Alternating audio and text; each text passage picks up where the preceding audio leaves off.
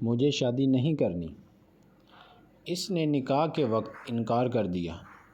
کیا بےہودگی ہے! تمام مہمان جمع ہیں اور تم شادی سے انکار کر رہی ہو۔ عنبر بیگم نے ایک وسیلی نگاہ اس پر ڈالی۔ تو کیوں کروں ایک اندھے سے شادی؟ میری تقدیر میں یہی اندھے رہ گئے ہیں۔ وہ بدتمیزی کی تمام حدیں پار کر گئی تھی۔ غصے سے عنبر بیگم کا ہاتھ اس پر اٹھا اور وہ دلہن بنی اپنی ماں کو حیرت کی نگاہ سے دیکھتی رہ گئی۔ خبردار! شہریار کے لیے اندھے کا لفظ بولا تو میں بھول جاؤں گی کہ تم میری بیٹی ہو۔ عنبر بیگم نے انتہائی غصے کے عالم میں کہا۔ اس وقت سلطان ہاؤس میں ایک تماشا سا لگ گیا تھا۔ گھر میں نکاح کی تقریب تھی اور انوشا نے نکاح کے وقت ہی نکاح سے انکار کر دیا تھا۔ سب کو اس پر انتہائی غصہ تھا، لیکن قصور تو اس کا بھی نہیں تھا۔ اس سے یہ بات چھپائی گئی تھی کہ اس کے مرحوم تایا کے بیٹے کو دیکھنے کی صلاحیت سے ہی محروم ہے۔ وہ حال ہی میں بیرون ملک سے آئی تھی۔ ایک خوبصورت دوشیزہ تھی جس کا رشتہ جھٹ پٹ شہریار سلطان سے ہو گیا تھا۔ مکمل ارینج میرج تھی۔ شہریار کے ساتھ اس کا سامنا بھی نہیں ہوا تھا کیونکہ وہ زیادہ تر اپنے فارم ہاؤس میں ہی رہتا تھا، اور آج جب نکاح کا وقت آیا تو ثنا نے یہ راز انوشا کے کانوں میں ڈال دیا کہ اس کا ہونے والا دولہا اندھا ہے اور یہ بات اس سے چھپائی گئی ہے۔ بس پھر کیا تھا، اس نے نکاح کے وقت ہی نکاح سے انکار کرتے ہوئے بڑی محفل میں شہریار کے لیے اندھے کا لفظ استعمال کیا۔ شہریار سلطان اس وقت باہر مردان خانے میں موجود تھا۔ انوشا کے والد اس کے چاچا جان شرمندہ تھے۔ شہریار سلطان کے صبر کا پیمانہ لبریز ہو رہا تھا۔ اس کا بس نہیں چل رہا تھا۔ وہ اندر جا کر اس لڑکی کو بکیا دیڑ کر رکھ دے جس نے بڑی محفل میں اس کے اندھے پن کا مذاق بنایا تھا۔ چچا جان، آپ نے انوشا کو بتایا نہیں میری اس بیماری کا؟ وہ اپنے کندھے پر ان کے ہاتھوں کے لمس کو پہچانتا تھا۔ بیٹا، وہ اپنی بات مکمل کرتے کہ عنبر بیگم کی پکار نے انہیں اپنی طرف متوجہ کر لیا کہ انوشا نکاح کے لیے تیار ہے۔ انوشا زبیر بنت زبیر سلطان، آپ کا نکاح شہریار سلطان بن عمر سلطان سے 1,00,000 سکہ حق مہر و مقرر وقت پر طے پایا ہے۔ کیا آپ کو یہ نکاح قبول ہے؟ وہ سسک اٹھی تھی۔ عنبر بیگم نے اسے ایموشنل بلیک میل کیا تھا کہ اگر اس نے نکاح سے انکار کیا تو انوشا اس کا مرا ہوا منہ دیکھے گی۔ قبول ہے، نہ چاہتے ہوئے بھی اس لیے نکاح کرنا پڑا۔ دوسری طرف ثنا اپنا وار خالی جاتے دیکھ بے چین و بے قرار کھاتی رہ گئی۔ ثنا احمد صاحب کی اکلوتی اور مغروری بیٹی تھی اور شہریار سلطان کے ساتھ اس کی کوئی پرانی انبن چل رہی تھی جس کا بدلہ اس نے انوشا کی صورت میں لینا چاہا تھا۔ چچا جان، انوشا کو مجبور مت کریں نکاح کے لیے، شہریار سلطان نے نکاح کے بول سے پہلے ہی زبیر سلطان سے کہا۔ نہیں بیٹا، اس کی کم عقلی کی وجہ سے میں ہیرا نہیں گنوا بیچ سکتا۔ آنے والے وقت میں اسے یہ احساس ضرور ہوگا کہ اس کے گھر والوں کا یہ فیصلہ اس کے حق میں کیسا تھا۔ ان کی بات پر شہریار نے لب پھینچے اور نکاح قبول کر لیا۔ دوسری طرف انوشا، جو رخصتی کے وقت کسی سے نہ ملی، بس روتے ہوئے منہ بنائے شہریار سلطان کے ساتھ اس کے فارم ہاؤس رخصت ہو کر آ گئی۔ ماں باپ کی وفات کے بعد وہ سلطان حویلی بہت کم آتا تھا۔ یہی وجہ تھی کہ اس کی بینائی کے بارے میں انوشا کو معلوم نہ ہو سکا۔ 2 گھنٹے کی مسافت کے بعد گاڑی فارم ہاؤس میں داخل ہوئی۔ سلطان ہاؤس میں جتنی گہما گہمی تھی، یہاں فارم ہاؤس اتنا ہی خاموش تھا۔ نہ کوئی روشنیاں جگمگا رہی تھیں، نہ لائٹس کا بندوبست کیا گیا تھا۔ ایک خاموشی سی تھی، جیسے قبرستان کی خاموشی۔ انوشا وہیں گاڑی میں بیٹھی اس فارم ہاؤس کا منظر دیکھنے لگی، جبکہ شہریار سلطان خوشبوؤں میں بسا اس کے پاس سے نکلتا گاڑی سے اتر چکا تھا۔ انوشا، باہر آ جاؤ، اسے بت بنی بیٹھی محسوس کرتے ہوئے بولا۔ انوشا چونکی، اسے کیسے پتا کہ میں گاڑی سے نہیں اتری؟ وہ آنکھوں میں حیرانی لیے گاڑی سے نیچے اتر گئی۔ اسی وقت ایک ملازم بھاگتا ہوا شہریار سلطان کی جانب بڑھا اور اسے ایک اسٹک تھما دی، جس کی مدد سے وہ اکیلے ہی اندر کی جانب بڑھنے لگا۔ انوشا خود پر قابو پاتی اس کے پیچھے ہی وہ بھی اندر پڑی۔ فارم ہاؤس بہت خوبصورت تھا، سلطان ہاؤس سے بھی زیادہ۔ وہ ایک پل کو معروف سی ہوئی، یہاں سے لیفٹ سائڈ جائیں، آپ کا روم ہے۔ اچانک شہریار کی آواز کانوں میں پڑی تو وہ پھر چونکی۔ میرا روم؟ اتنی دیر میں پہلی بار وہ بولی۔ اس کی آواز سن کر شہریار چونکا تھا۔ اس وقت اس نے بلیک گلیسز پہن رکھے تھے، جس سے اس کی آنکھیں چھپی ہوئی تھیں۔ جی آپ کا روم۔ وہ لب بھی دوسری جانب بڑھ گئے۔ ہم الگ الگ روم میں رہیں گے کیا؟ وہ اچانک اس کے سامنے آتی پوچھنے لگی تو وہ بالکل خاموش ہو گیا، جیسے اس کی بات کا مطلب سمجھنا چاہ رہا ہو۔ میرا نہیں خیال کہ آپ کو ایک اندھے کے ساتھ اس کی بیساکھی بن کر چلنا پسند ہوگا۔ آپ پلیز اس طرف جائیں، رات کافی ہو گئی ہے۔ وہ سپاٹ انداز میں بولتا سیڑھیاں چڑھنے کے لیے آگے بڑھا۔ اگر اتنی ہی ہمدردی تھی تو نکاح کے وقت انکار کر دیتے، اب یہ ڈرامہ کرنے کی کیا ضرورت ہے؟ وہ ایک دم تلخ ہوئی۔ شہریار کے قدم پھر سے تھمے۔ کچھ وجوہات کے بغیر انکار نہ کر سکا، جسے آپ نہ کر سکیں، لیکن میں آپ پر زبردستی اپنا تسلط نہیں کروں گا۔ مجھے اکیلے رہنے کی عادت ہو گئی ہے، آپ کو کسی قسم کی تکلیف نہیں ہوگی۔ یہاں مجھے عادت نہیں اکیلے رہنے کی۔ انوشا کی روندی آواز سنائی دی۔ ایک پل کو خاموشی سی چھا گئی۔ پھر کیا چاہتی ہیں آپ؟ وہ بالآخر اس کے دماغ تک نہ پہنچ سکا تو اسی سے پوچھ لیا۔ کچھ نہیں، وہ غصے سے بولتی اپنا لہنگا سنبھالے وہاں سے لیفٹ سائڈ پر چلی گئی، جہاں شہریار نے اسے جانے کو کہا تھا۔ چوڑیوں کی کھنگ اور کستوری خوشبو ایک دم سے غائب ہونے پر وہ جان گیا کہ انوشا جا چکی ہے۔ وہ بھی اپنے کمرے کی جانب بڑھ گیا۔ انوشا کمرے میں آتے ہی دروازے کے ساتھ لگ کر فوت فوت کر رہی تھی۔ کیا پہلی رات کی دلہن کا استقبال ایسے کیا جاتا ہے؟ وہ ہچکیوں سے بہت سارا روتی اٹھی اور کمرے کو ایک طائرانہ نگاہ سے دیکھا۔ ایک عجیب سا خوف رگوپے میں اترا۔ وہ اکیلے رہنے کی عادی نہیں تھی۔ ترکی میں بھی اس کا پورا انتیال ایک ساتھ رہتا تھا، اور اب جب وہ پاکستان واپس آئی تو دیال بھی ہرا بھرا تھا، لیکن زندگی کا دوسرا بڑا باب ایسا ہوگا اس نے تو کبھی خواب میں بھی نہیں سوچا تھا۔ ایک دم اس کا دل گھبرانے لگا۔ اتنے بڑے کمرے میں اکیلا پن کاٹ کھانے کو دوڑا۔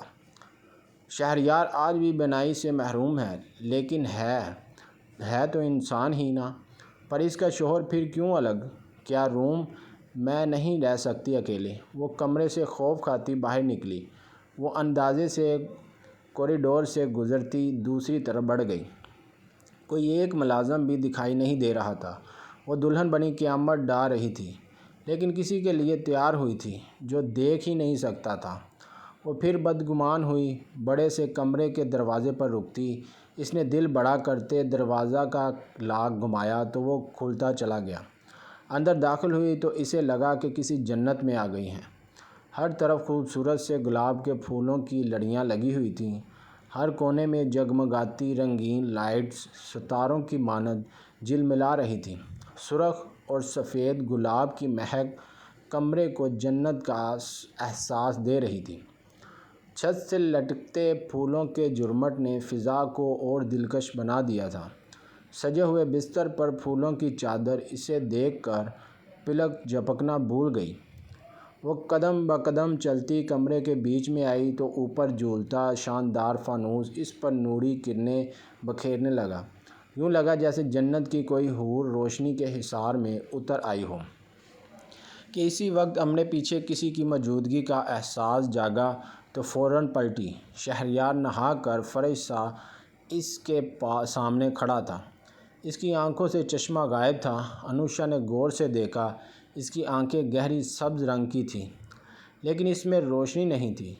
شہریار سلطان کی مردانہ وجاہت کسی کو بھی مشہور کر دینے والی تھی۔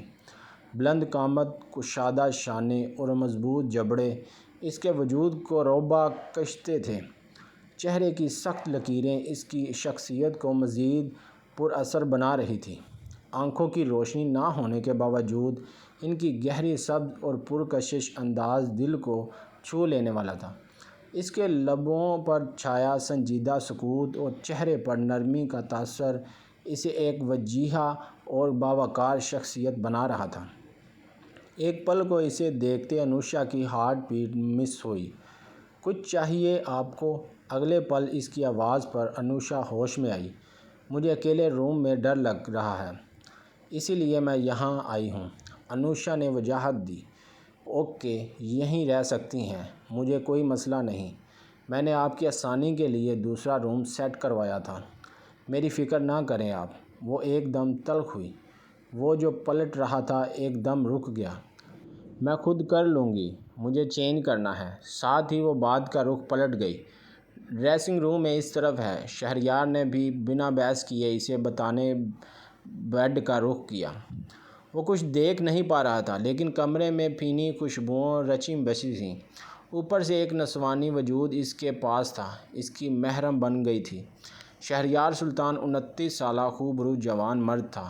اس کے بھی صنف نازک کے لیے بہت سارے جذبات تھے، شاید عام مردوں سے ہٹ کر کچھ زیادہ ہی۔ آنکھوں کی روشنی کے جانے کے بعد وہ بالکل گمسم ہو گیا تھا، جیسے زندگی سے ناطہ ہی کٹ گیا ہو۔ پھر زبیر سلطان نے ہمیشہ اسے اپنے بچوں کی طرح چاہا، پیار دیا، مان دیا اور آج اپنے جگر کا ٹکڑا بھی دے دیا۔ وہ بیڈ کراؤن سے ٹیک لگاتا آنکھیں موند گیا۔ کچھ ہی دیر بعد اسے کٹ پٹ کی آواز سنائی دی، جسے وہ وہیں اس کے روم میں ہے، جبکہ انوشا اپنے زیور اتارتی زور زور سے ڈریسنگ ٹیبل پر پٹک رہی تھی، جسے اپنا سارا غصہ اسی پر اتارنا تھا اور شہریار جیسے بندہ سمجھ نہ سکے۔ ایسا تو ممکن نہیں تھا، ایسے تیار کیا مجھے جیسے اس بندے نے میری تعریفوں کے پول باندھ دیے۔ سادہ سے جوڑے میں رخصت کر دیتے، کیا فرق پڑ جانا تھا۔ کانوں سے جھمکے اتارتے ہوئے وہ مسلسل بڑبڑا رہی تھی۔ شہریار سلطان بیڈ گراؤنڈ کے سے ٹیک لگائے، سر پیچھے گرائے ہوئے نیم و آنکھوں کے یہ اس کی بڑبڑاہٹ سن رہا تھا۔ اگلے ہی پل اس نے اپنا کامدار دوپٹہ اتار کر ایک طرف کرسی پر رکھا۔ شہریار کی گردن بھی اس پل سیدھی ہوئی۔ ایک پل کو انوشا کو لگا اس کی نگاہوں کا ارتکاز اسی پر ہے۔ اس کا دل زوروں سے دھڑکا، لیکن اگلے ہی پل یہ احساس بھی شدت سے جاگا کہ وہ دیکھ نہیں سکتا، اور پھر ریلیکس انداز میں وہ اپنے بالوں سے بنس اتارنے اپنے گھسنے ریشمی بالوں کو کھول گئی جو اس کی پشت پر پھیل گئے۔ میرا ڈریس کہاں ہے؟ وہ اپنا لہنگا ذرا سا اوپر کرتی اس کے پاس آتی پوچھ رہی تھی۔ اپنی ہشتر سامانیاں بکھیرتی وہ انتہائی خوبصورت لگ رہی تھی۔ اگر شہریار سلطان اسے اس حال میں دیکھ لیتا تو شاید ہی خود پر قابو رکھ پاتا۔ الماری میں سب موجود ہیں، بالکل سپاٹ انداز میں جواب دیا۔ انوشا نے گہرا سانس بھرتا الماری کھولی اور اپنا ایک ڈریس نکالا جو رات کے سونے کے لیے کمفرٹیبل تھا۔ ساتھ ہی اس کی نگاہ ان نائٹیز پر چلی گئی جو بے انتہا بولڈ تھی۔ الماری کے اوٹ سے ذرا سا پیچھے ہو کر ایک جھلک اس نے شہریار سلطان کی جانب دیکھا، جو اب بھی آنکھیں نیچے بیٹھا ہوا تھا، اور پھر ان نائٹیز کو الٹ پلٹ کر دیکھتے وہ کانوں کی لو تک سرخ ہوئی تھی۔ توپا کس قدر واہیات نائٹیز ہیں یہ، پر کیا فائدہ ان کا؟ محترم صاحب تو دیکھ ہی نہیں سکتے، پھر لی کیوں؟ وہ بری طرح تپی ہوئی تھی اور زور سے الماری بند کرتے ہوئے ڈریسنگ روم کی جانب بڑھی۔ یہیں چینج کر لیں۔ اچانک اپنے عقب سے آواز سنتی انوشا کے قدم زمین پر پیوست ہوئے۔ رخ پھیر کر اس شخص کو دیکھا جس کی نگاہوں کا فوکس اپنے ہاتھوں پر تھا۔ چہرے کے تاثرات بالکل نارمل تھے۔ کیوں؟ یہاں کیوں چینج کروں؟ وہاں جا کے کروں گی، وہ بھی تلخ انداز میں جواب دیتی۔ جہاں بھی کر لیں، مرضی آپ کی، میں نے کون سا آپ کو دیکھنا ہے؟ آپ کی بار نگاہوں کا فوکس اس پر تھا اور انوشا کو پھر لگا جیسے وہ دیکھ رہا ہے اسے۔ اس کی نگاہوں کی بینائی تو نہیں تھی، لیکن اس کی گہری سبز آنکھیں بولتی تھیں۔ اس کی نگاہوں کا فوکس خود پر محسوس کرتی انوشا کے چہرے اور سارے جسم پر کرنٹ سا دوڑا تھا۔ بنا کوئی جواب دیے وہ ڈریسنگ روم میں چلی گئی، البتہ دروازے کو لاک نہ لگایا۔ کچھ دیر بعد وہ روم میں واپس آئی تو کمرے میں گہرا اندھیرا تھا۔ یا اللہ، یہ جیتے جی کس قبر میں ڈال دیا مجھے۔ وہ اندازے سے بستر کے قریب جاتے اندھیرے میں ہی اپنے شوہر جیسی نایاب ہستی کو گھورنے لگی۔ لائٹ آن کریں پلیز، وہ چڑچڑی تھی۔ کیا ہوا؟ وہ سائیڈ لیمپ آن کرتے اس کی جانب مڑا۔ مجھے اندھیرے سے خوف آتا ہے، لائٹ آن ہی رہنے دیں۔ اور آپ کو کیا فرق پڑتا ہے آن ہو یا آف؟ وہ تیزی سے بولتے اپنا دوپٹہ ایک طرف رکھتے اس کے برابر میں لیٹتے اسے اطلاع دینے والے انداز میں بولی، جبکہ ایک پل کو ایسا لگا وہ کچھ زیادہ ہی بول گئی، لیکن مقابل کے چہرے پر کوئی بھی برا تاثر ڈھونڈنے سے بھی نہ ملا۔ آپ یہاں میرے ساتھ سوئیں گے؟ اس کی بات کا جواب دینے کی بجائے اس سے اور سوال کرنے لگا۔ تو کہیں اور جا کے سوؤں؟ نہ بتائیں مجھے میرا کیا مقام ہے؟ ایک تو اس نکاح کے لیے تھپڑ بھی کھا لیا، اوپر سے اکیلے یہاں آپ کے ساتھ بھیج دیا۔ جانتے ہیں میں اکیلے نہیں رہ سکتی، ڈر لگتا ہے مجھے، کبھی اکیلے نہیں سوئی، اور اب آپ مجھے کہہ رہے ہیں کہ میں یہاں سے چلی جاؤں، ورنہ آنکھوں سے بولی۔ شہریار سلطان تو سوال کر کے پچھتایا، اتنا لمبا چوڑا جواب ملے گا اسے اندازہ نہیں تھا۔ ریلیکس، سو جائیں یہیں پر۔ وہ واپس تکیے پر سر رکھتا اپنی آنکھیں موندتا بازو آنکھوں پر ڈر گیا۔ بہت مہربانی آپ کی، آپ کا احسان ہے مجھ پر۔ اس کی وہ زبان جو تھوڑی دیر پہلے وہ گروی رکھ کر آئی ہوئی تھی، اسے واپس مل گئی تھی۔ سب نے اسے ڈرا رکھا ہوا تھا کہ شہریار سلطان کا غصہ بہت سخت ہے، اسی لیے اس کے سامنے زبان کھولنے سے پہلے وہ ایک بار لازمی سوچے۔ لیکن یہاں تو الٹا ہی تھا، وہ تو جو بات کر رہی تھی پرسکون انداز میں جواب آ رہا تھا۔ اسی بات کا فائدہ اٹھاتے ہوئے انوشا واپس اپنی اصلی روپ اور اصلی ٹون میں آ گئی۔ تکیے پر سر رکھتے رخ پھیر کر اس مہمان ہستی کو دیکھا جو آج اس کے شوہر کے رتبے پر فائز ہوئی تھی۔ اسی وقت اس نے بھی انوشا کی جانب رخ کیا۔ اس کی گہری سبز آنکھیں اگرچہ روشنی سے محروم تھیں، لیکن ان میں ایک ایسی گہرائی تھی جو انوشا کو اپنی طرف کھینچ رہی تھی۔ سو جاؤ، صبح جلدی اٹھنا ہے، شہریار نے نرمی سے کہا۔ کیوں؟ انوشا نے حیران ہو کر پوچھا۔ کیونکہ کل سے تمہیں اس فارم ہاؤس اور اپنے شوہر کو دیکھنا شروع کرنا ہے، اپنے ہاتھوں سے، اپنے دل سے۔ انوشا کے لبوں پر ایک مسکان کھلی، شاید یہ شادی اسی کی زندگی کا سب سے خوبصورت حادثہ تھی۔ اس نے آنکھیں بند کی اور پہلی بار سکون کی نیند سو گئی، یہ جان کر کہ اندھیرا ختم ہو چکا ہے اور اب روشنی کا دور شروع ہو رہا ہے۔ اگلے ایپیسوڈ کے لیے کمنٹس کریں۔